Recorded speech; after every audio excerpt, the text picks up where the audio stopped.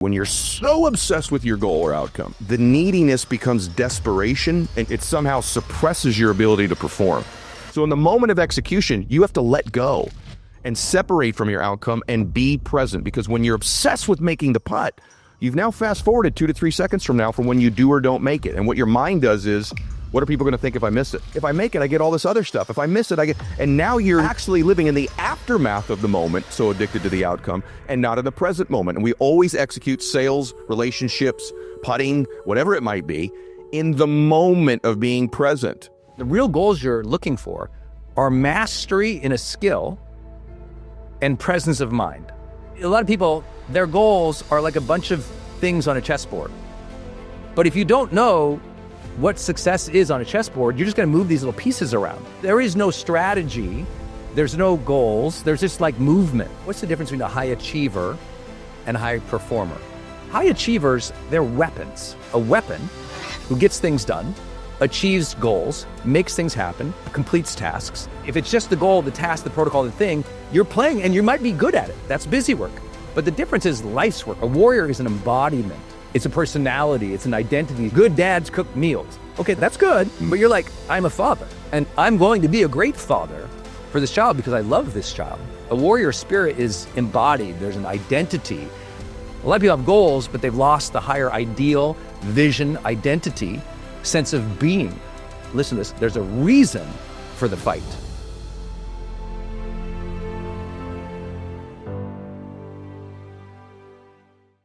Hey, it's Ed Mylett. Let me share something powerful with you. You know, in uncertain times, the smartest people I know protect what they've built. That's why Advantage Gold is a part of our program now. And what I love about what they're doing is they're giving away a free gold and silver investor kit that walks you through exactly how to get started. Text WIN to 85545 to get your free kit. That's WIN to 85545. Don't wait for the next crash. Be the one who's ready. Protect, prepare, and prosper. Message and data rates may apply. Performance varies. Always consult your financial and tax professional. Welcome back to the show, everybody. So, as I am joined every single month by this brilliant man, the man who wrote High Performance Habits, the man who's the mentor to all the mentors you know on social media that's in the personal development space, and your favorite episodes, I find, for most of you every single month, are with the man who wrote High Performance Habits and a bunch of other best-selling books, but he just lays out his brilliant content once a month here on the Ed Mylett Show. One of my literal best friends in the world, and I can tell you the last 5 years of my life, the person who's come into it I'm the most grateful for, Brendon Burchard. Welcome back to the show, brother. Wow, brother. Thank you so much. I love doing these with you. I love it. So does the audience. And so, guys, fasten your seatbelts. It's going to be the best 30 minutes you've ever spent, I hope. It will be awesome. I want to brag on you real fast because I know it's your show. No one needs to hear this, except Ed and I just did an event together for Growth Day in Austin, Texas. And his ability to read an audience and to kind of size up the energy that they have and that they need is so above level. And I say this because every time I'm on, you compliment me as a speaker or as a coach. And I got to be with you and watch you do it across 2 days. And I don't think that if you're a podcast listener or YouTube watcher, it's hard to know what he does in front of these audiences. So I just hope someday you get to be out there and in the crowd or on the stage with him like I was. It's just an unbelievable thing to watch. So thank you, brother. That was amazing. Bro, we got to do the podcast on this. So we're going to do that next. But you said this, and by the way, this is not in our plan, just so you know, but that Growth Day event was incredible. And especially the Sunday portion we did with the Ultra members. If people want to find out about Ultra, do you remember the link? Because I don't remember it. Yes, ultra.vip. And we spent an extra day with just this small group, me and Ed, and it was really a magical experience because you shared some personal things and some coaching experience, vice versa. We also talked about our families and our experiences with the audience, and then we took Q&A from them. And it was a very heavy QA. You mastered that. That was a really incredible watch. Is it ultra.vip.com or just ultra.vip? Just ultra.vip. It's that VIP. Okay. That shows you what I know, guys. Okay, so there you go.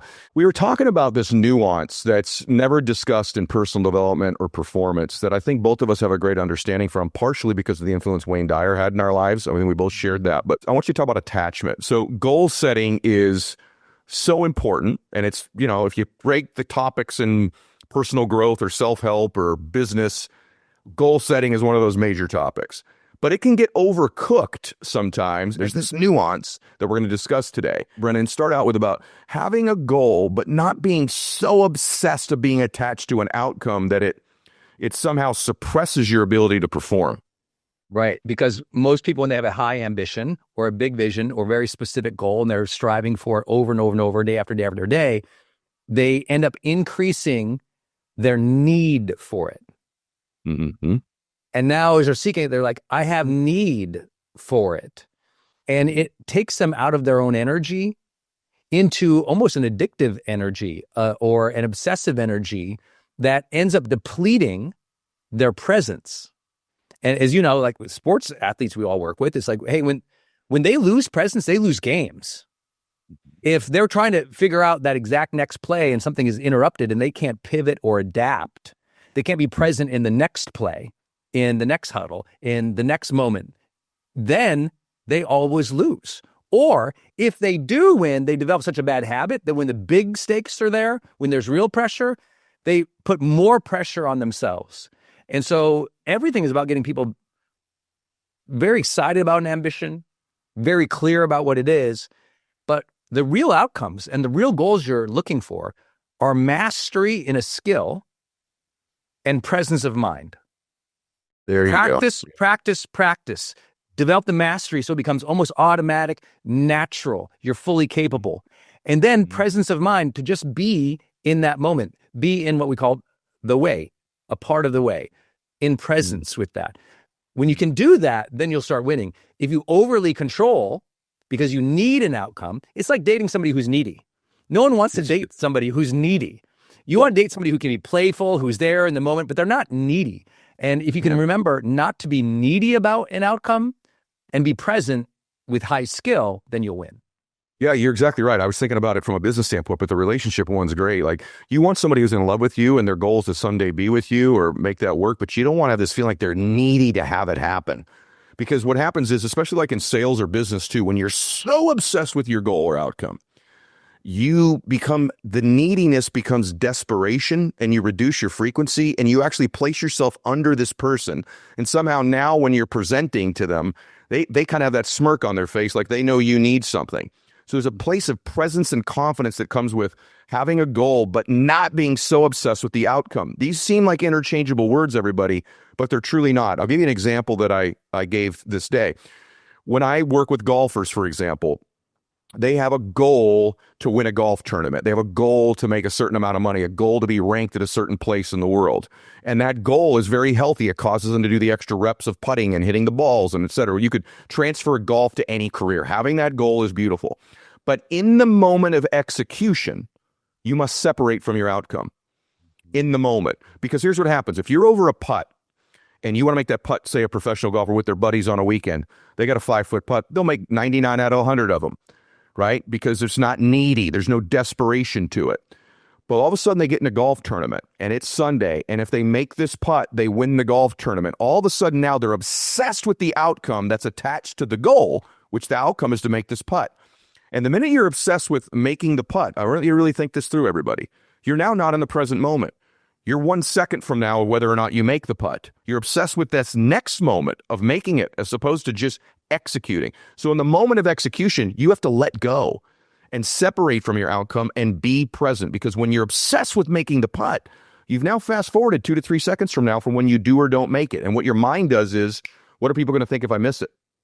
What are they going to think if I miss it? What are they going to say? He choked it away. Or what are they going to think if I make it? If I make it, I get all this other stuff. If I miss it, I get... And now you're actually living in the aftermath of the moment, so addicted to the outcome, and not in the present moment. And we always execute sales, relationships, putting, whatever it might be, in the moment of being present. And so as a perfect example of it was, there's a great golfer named Rory McIlroy, who is, time of recording this, just won the Masters. And Rory was coming off of, as you know, he had lost the U.S. Open last year. In a moment, he had a goal to win the U.S. Open, a major goal, everybody. And in the moment on the 16th hole, he had a little putt that he made, I think they said 700 times in a row. But now he's so obsessed with the outcome of winning this golf tournament, he missed a putt that if he were present, he would make over and over again. Now, 2 holes later, he's ruminating on the fact that he had missed that putt. Now it's the 18th hole. If he makes this little putt, he probably wins the golf tournament to win the U.S. Open. It's a dream. He's won it before, but it's a dream. And he missed it again. So what happened was he didn't separate from outcome in the moment because he certainly has the ability to execute. You fast forward to this week, when we're recording this, you'll hear it afterwards. and he is leading the Masters. He's going to get a career Grand Slam. Imagine this. You don't have to follow golf. He'd be the 6th golfer in the history of the sport to win the career Grand Slam, which is all 4 majors. You're talking Tiger Woods, Jack Nicklaus here, Gary Player. You're talking about the best players ever. He's leading the tournament by 4 shots. There's about 5-6 holes to go. He has the easiest 120-yard shot he's ever hit in his life. He makes this 10,000 times out of 10,000 onto the green, and he fats it in the lake, and he double bogeys. Then he makes it to the 18th hole. If he makes this putt, all he's got to do is par the hole. If he makes this little 4 or 5 foot putt, he wins the Masters, the career Grand Slam. That's been his goal since he was 7 years old. But in the moment of execution, you have to separate from the outcome to achieve the goal. He did not. He missed the putt. He missed the putt. So now he goes to a playoff. Now he's in the playoff, and he's made every mistake you could make to blow a golf tournament. And you know what he finally did? He said it in the post-fight interview. He goes, I just surrendered. I was like, I'm just going to execute. If I get the goal, I get the goal. I got that close. I get the goal. He hits a perfect shot to 4 feet, makes the putt now because he's not attached to the outcome that he should have made earlier, just an hour before, and he wins the Masters. The point that I'm making to you all is that's a long way of telling you is having goals is requisite to success. But in the moments of execution, you separate and you just make the putt. You just make the call. You just do the meeting in the moment and you get back around to it. What would you add to that? Like you said, you learned some of this from Wayne. What was that version of it for you? Well, I'll add something first and I'll share what I learned from Wayne too. I would add just a phrase people can remember. Are you working the rhythm or are you worried about the result? That's the difference. When you're working a rhythm means you've got mastery, you've got skill, you've done practice after practice after practice. So now just work the rhythm. Just do it's almost natural now. All you do, work the rhythm. Just don't try to force things. That's what working the rhythm. It's like you're working the rhythm that you've already developed. So you already have a rhythm of play. You already have a rhythm of play that you've established over practice, competition. So now your rhythm is almost natural. And if you can stay in that natural element, that spirit of the thing, as the samurai used to talk about, you're in the spirit of the thing. So working the rhythm or worried about the result. And as soon as you know there's worry there, you're in need. So the way to tell, the mental trigger is, oh, I'm worried about something. Oh, that means you're in need. I don't want you to worry about the thing. I want you to work the practice, work the rhythm. And that will really help people when they're trying to figure out, like, am I, because everyone has an obsession, and sometimes they confuse their passion for obsession, and sometimes you're like confused of like result versus goal versus need. And so those two phrases will really help you. Work the rhythm, don't worry about the result. Wow, that is unbelievably good. Yeah. What I saw from Wayne, and he did a European tour. I got to go along with him, and it happened to be a time in my life it was really hard. I had wrecked an ATV, racing some ATVs, and I snapped my wrist off, had dislocated my shoulder, broke my hip, broke a few ribs. I was in major pain. And I went on this trip to Europe because like, oh my God, I get to go with Wayne Dyer. I'm going, right?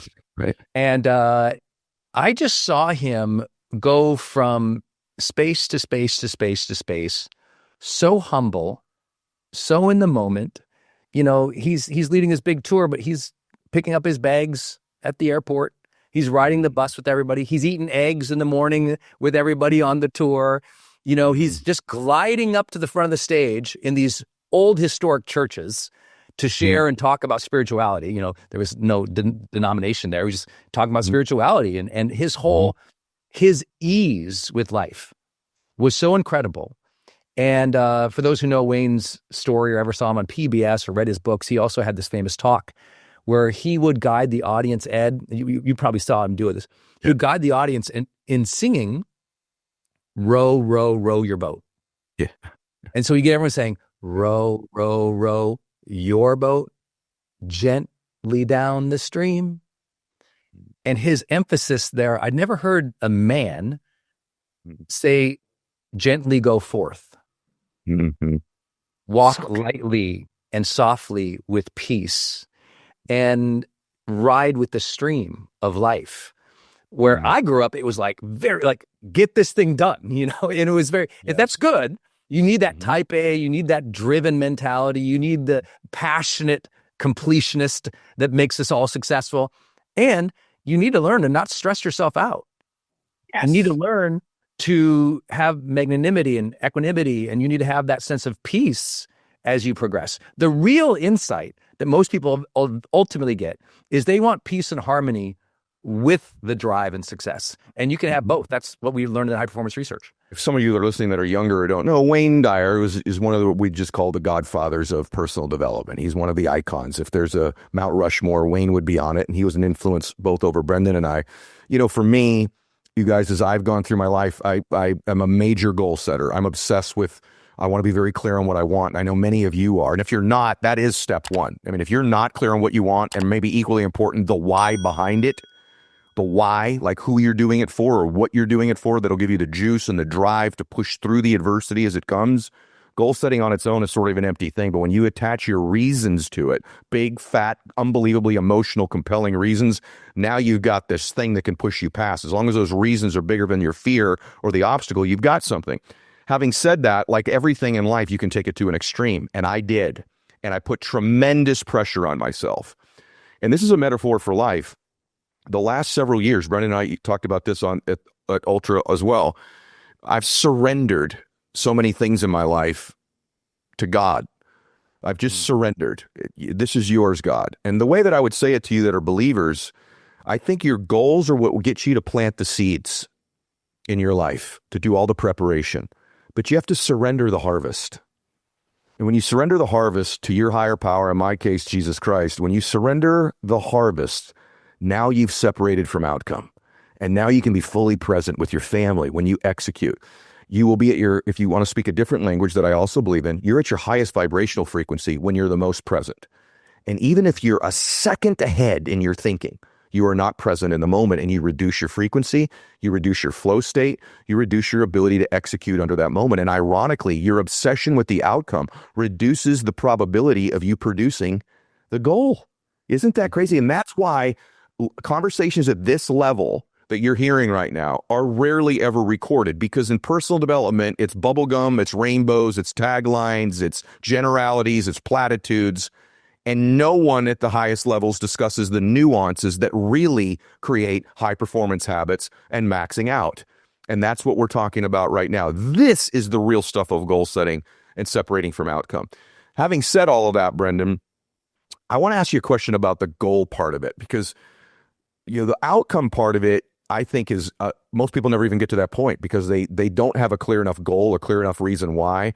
And for both you and I'll be honest with you, they're supposed to read your goals twice a day out loud.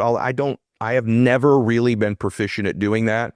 Yet if you asked me in my life, what are 5 or 6 of the things I'm currently working on, which you ask me almost every time we talk, I can give you a specificity and clarity. For me, if I were to give people advice on their goals, is it's not specific. It's like, I'd like to lose weight. What the heck does that mean? Exactly how much, right? Specifics. I want to make a lot of money. How much and how and why? What would you say? What's an added kicker on the goal part that you would say? Goals are not the game. Defining success is. Goals are sub-levels of a definition or objective of a broader success. You need to figure out it's like a lot of people, their goals are like a bunch of things on a chessboard. But if you don't know what success is on a chessboard, you're just going to move these little pieces around. There is no strategy. There's no goals. There's just like movement. And a lot of people, they're in movement. I say it to people all the time. A lot of people, Ed, they have busy work, but they haven't found their life's work. And if they spend a little bit more time to find their life's work, what their definition of success is, what the key contributions are, what the bigger picture is that they're after. It doesn't need to be a grandiose purpose. It just needs to be, I feel that I'm moving in this very meaningful direction. And this meaningful direction is going to lead me to these type of successes that mean something to me, whether it's family or it's faith or it's health or it's business. But I have a direction because I have a definition. Now, goals are like mileposts. That's all they are. Goals are the mileposts on the grander path. And a bunch of goals randomly strewn about on a mountain ain't going to get you to the top. And so it's very important. Like, it's a definition of success. It's a direction. Then the goals become things you're looking at because, like, oh, that's the next thing. Okay, that's going to help me get there, right? It's like they're key objectives. They're performance indicators. They're things along the path, but they're not the path. Once you just I've been doing this. I would say something. You keep going. I've been doing this a long time. I never heard someone say that. Our educational system and probably our superficial learning has been always focused on such the micro, right? It's all the micro, and they're missing the direction, which is the macro, the bigger picture. It's just like you get all the time, like, geez, Ed, I like your biceps. You know, what is it? Is it 5 grams of creatine or 10? And you're like, get in the gym, bro. Find an enjoyment and a hobby in working out. Like the athleticism is the success. It's not just the micro. We focus on the micro. How many milligrams of this? Or it's like, but you're missing the entire direction. And that's where most people are. People feel lost, not because they're not doing things. I know so many people, their protocols are unbelievable. They're spectacular. They send them to me. People read High Performance Habits. They're like, oh, here's all of mine. And they have this huge list of habits and protocols and ideas and affirmations. They have all the things, like all the pieces of the chessboard, but they don't know how to win the game. And so your game is to be on path to a direction that matters to you. And you're going to have good days and you have bad days. Some goals will be fulfilled. Some goals you're going to detour around. Like, that didn't happen to be the thing. You're still moving in the right direction, but that goal ended up not actually being the thing. You and I have both dumped goals before because we realized it wasn't on the right direction. Yep. And so I think goals are very important, but I think that they need to be thought of in context to a bigger play in life. It's so good. I was thinking of that as you're talking. Now I'm flashing to people that have been in my life that I admire. And that is verbatim the definition of who they are. Some of them don't even have specific goals. They've got the direction they want to go and be. And then others of them do have very specific goals that they are almost like leading indicators they're on path. Yes. And oftentimes, as I've changed where I want to be, that goal is no longer, I've audited myself, I said that goal is no longer part of where I want to go and what I want to be. I shouldn't do sports like I am so much today, but I was thinking of Tiger Woods when you were describing it, arguably the greatest golfer of this generation. You know, he's known for being obsessed. And, you know, Tiger's overall mission was he wanted to be the greatest golfer of all time and maybe break Jack Nicklaus's records, but he wasn't so massively obsessed with, I got to win 5 Masters, 3 U.S. He actually is famous for saying, I just want to put myself in a position on the back 9 on Sunday to have a chance to win. And if I put myself in that position enough times, and that's who I am. Listen, everybody, who I am is somebody who puts himself in a position to win more times than not. Things are going to work out. That is the great example of having some goals, but a surrender, knowing, because what happens when you miss one, if you're so addicted to it, and that's the end all be all, does everything else collapse around you, which it does happen for a lot of people. I had this goal, it was to be at this, and I'm not, and then everything else has collapsed. And I have found as I've gotten older, if I could go back to the younger me, I'd say, Ed, you'd be happier and more productive if you were more obsessed with the state of being that you want than the state of just doing or getting. And so it's not that I don't think you should have things you want to do or get, but they are secondary to who you're being, becoming. And I actually, in the moment, I just really believe this. If you're really great at what you do, like you're just really great, pretty much by and large, great things start happening. But if it's all about your protocol, all about the things you want to hit as opposed to being, and by the way, state of being is being present in the moment. Like as a dad, I'm a better dad when I'm not doing dad things. I'm just being with them. Yes. I'm just being with them. Do I have a goal to be a great dad? Yes, but that sounds awfully odd. It's like, it's what you just said. It's like my overall direction in my life is I want a loving, beautiful family in every measurable way. I want joy and laughter and peace and faith in my home, right? So it's more that than it is some specific measurable in my life. Yeah. Support for today's show comes from Square, and I'm glad it did because they've supported us for a while here as well. Square is your all-in one business partner, making your day-to-day easier, from point-of-sale systems and payments to inventory and customer tools. Square brings everything together in one simple platform so you can stay organized, sell anywhere, and keep things moving. One of the first things I noticed about Square was just how easy it is to use. Running a business involves a lot of moving parts, and Square helps simplify that entire process. So if you're running a cafe, a salon, a boutique, or something entirely on your own, Square gives you the flexibility to grow at your own pace and even set up an online store in just a few clicks. So if you want to run an online business, they're where you can go to get it set up. And right now, here's what's incredible. You got to check them out. Listeners get up to $200 off Square hardware when you sign up at square.com/go/ed. That's SQUARE.com/go/ed. Visit Square to get started, because the right tools make all the difference.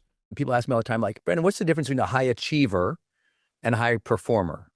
And for those who haven't read High Performance Habits or studied my work, it's like, what we discovered with high performers is they have long-term success, but they also maintain their health and positive relationships, meaning they achieve long-term success, but they don't wreck their health or relationships. That's the difference. But another way I've learned to say this is high achievers, they're weapons. You know, they can go in, complete the thing, get the thing done, and they're very good at conscientiousness as a trait in following through, in completing things, paying attention to details. But there's a difference between a weapon who gets things done, achieves goals, makes things happen, completes tasks. There's a difference between a weapon and a warrior. See, Tiger Woods, no matter what you all think of him, he's a warrior. What he's battled through with his health, I don't know him personally. I know people who do, but he's battled through some extraordinary things. And a warrior is much more adaptive because they know the bigger war that they're playing. See, if it's just the goal, the task, the protocol, the thing, you're playing and you might be good at it. That's busy work. But the difference is life's work. A warrior is an embodiment. It's a personality. It's an identity, as you shared earlier. You don't want to just do, like, good dads cook meals. Okay, that's good. But you're like, I'm a father. Yeah. And I'm going to be a great father for this child because I love this child. Now, that's a different spirit. A warrior spirit is embodied. There's an identity, and there's a reason. Listen to this. There's a reason for the fight.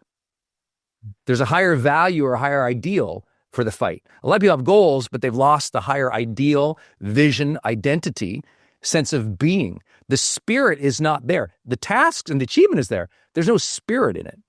And so I hope people will also listen, Ed, when you say surrender, a lot of people get so hooked on that because they feel like, especially if you're a very controlling, driven person, it feels scary to say the word surrender because it sounds like giving up. And I learned this old phrase, and I apologize, it's not my phrase, I don't remember who said it. It's surrender is not about giving up. It's about giving more power to where it really belongs. So good. Isn't that good? It's so good. So you're probably smart enough to know when something isn't working. And for me, when I'm off, even my cognitive function, I always kind of decide what's going on with my gut. So when there's things going on, like you can't focus at work, your stomach's bothering you, it feels like you've got kind of symptoms like that. Your gut impacts everything from your digestion to your brain function and your energy levels. And so when your energy is draining, you got to ask yourself why. That's why I love Just Thrive Probiotic. Just Thrive is one of the only probiotics clinically designed to arrive in your gut 100% alive. Try Just Thrive Probiotic for 90 days and see how much better you feel. If you don't feel a difference, they'll refund every penny, even if the bottle's empty. You just pay for shipping. Start your 90-day free trial today at justthrivehealth.com and use promo code ED to save 20% on your first bottle. That's justthrivehealth.com, promo code ED. These statements have not been evaluated by the Food and Drug Administration. This product is not intended to diagnose, treat, cure, or prevent any disease or condition. These statements and information are not a substitute for or an alternative to seeking care from your healthcare providers. I'll add a final thought here for you guys, and welcome to the Nuance. By the way, if you want to, hear more of this stuff in person, you can go to ultra.vip, see us together. It's a really cool experience. Let me say something to everybody about what he just said and my thoughts on this as we conclude. I think this will help a lot of you. You have to be pliable and fluid and flexible. Having lived 54 years and however long you've lived, has anything actually gone in the exact direction in your life you've seen it going, like specifically every single time? Or does life happen? Life throws us variables and curveballs and bad bounces and setbacks and setups that you can't factor in. When you are so obsessed, you got a goal, And you become so fixated on the outcome, because part of that outcome is also, it's going to go the way you see it. And what happens is when you're that obsessed and life throws you flexibility and variables and bombs and tragedies and difficulties, and out of left field something comes in, you're ill-equipped to be pliable and flexible and pivot. And so having the goal is incredible, but surrendering from the outcome, or even the way in which it's going to show up and look, the way in which it's going to happen, that's what the greats do. So that when they've got this outcome, this goal to win the tournament, but they know there's going to be a bad bounce in life. It's going to go a different way. The wind's going to blow a certain direction when you've hit the perfect shot and it didn't work out. You give the perfect presentation to the wrong company or person, and there's this setback. The client says yes, and then 3 days later changes their mind. The stock market takes a dip. Whatever it is in your life, somebody that you trusted does something where they hurt you. If you're so obsessed with the direction and the goal, that's why you get so derailed by setbacks or curveballs. Whereas the people that are heading, as he said, in a direction of being, in a direction they want to go, they're pliable, they're flexible, they can pivot, they can innovate, they can create, they can move around things. These are the people that end up being the happiest, because they're not expecting everything to go in some sequential order exactly how they want, but they also build a resiliency, a relentlessness, a toughness, a mindset of, I will deal with these problems as they come, these challenges. They end up being the winner. And that's why this nuance, this is one of these things, like, to me, almost for the ages, because it's what we're doing right now is not discussed, but it's the real world. I've almost never had a specific goal that has not come with a grenade or two thrown my way.